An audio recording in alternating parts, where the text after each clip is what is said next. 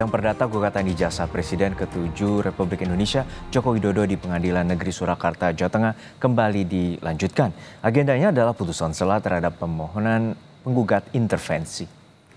Majelis Hakim yang diketuai Putu Gede Haryadi akan membacakan keputusan majelis terkait bisa tidaknya penggugat intervensi masuk dalam persidangan. Penggugat intervensi adalah teman SMA Jokowi yang merasa kepentingannya terganggu akibat gugatan ijazah. Mereka juga memiliki ijazah yang sama dengan materi yang digugat di Pengadilan Negeri Surakarta. Informasi terkini kita segera bergabung dengan jurnalis Kompas TV Widi Nugroho di Solo, Jawa Tengah. Widi, untuk saat ini bagaimana sidang dari putusan sela dan bagaimana terkait dengan adanya penggugat intervensi dari kasus dugaan ijazah palsu? Ya, Juno dan saudara, saat ini sidang masih berlangsung.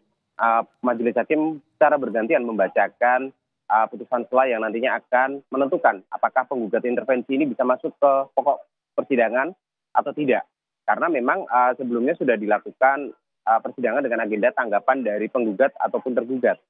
Mereka berbeda pendapat. Penggugat meminta agar penggugat intervensi ini tidak diizinkan, sementara para tergugat satu suara bulat menyatakan bahwa penggugat intervensi ini bisa masuk. Alasannya adalah karena penggugat intervensi memiliki kepentingan yang sama dengan tergugat satu, yaitu Presiden ke-7 Joko Widodo, di mana para penggugat intervensi ini merupakan teman satu angkatan di SMA Negeri 6 Surakarta yang juga memiliki ijazah yang sama dengan pokok ijazah yang digugat di Pengadilan Negeri Surakarta ini.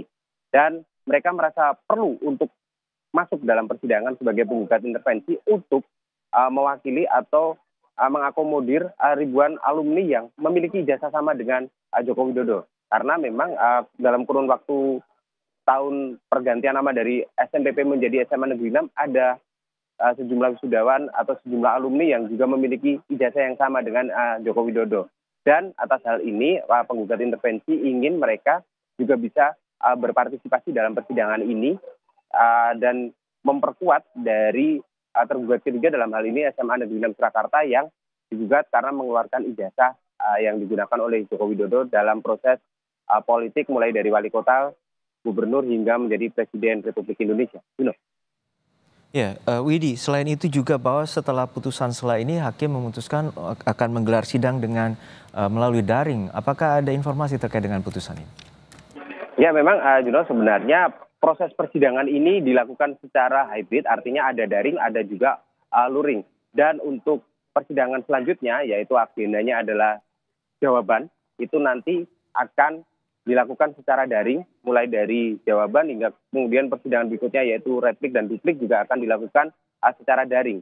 Ini sesuai atau sejalan dengan aturan yang ditetapkan oleh Mahkamah Agung terkait dengan persidangan perdata, dan nantinya akan dilakukan persidangan secara offline atau luring setelah persidangan ketiga, setelah persidangan putusan sela ini. Artinya nanti pada saat pembuktian, pemeriksaan barang bukti, pemeriksaan saksi-saksi akan dilakukan secara luring atau offline. Jadi nanti bisa dibuka seperti biasanya. Namun untuk proses selanjutnya, yaitu kesimpulan dan juga putusan, kembali akan dilakukan secara daring. Memang ini sudah menjadi prosedur ataupun keputusan dari Majelis Hakim di Pengadilan Negeri Surakarta ini sejalan dengan aturan yang sudah ditetapkan terkait dengan persidangan gugatan perdata ini. Juno.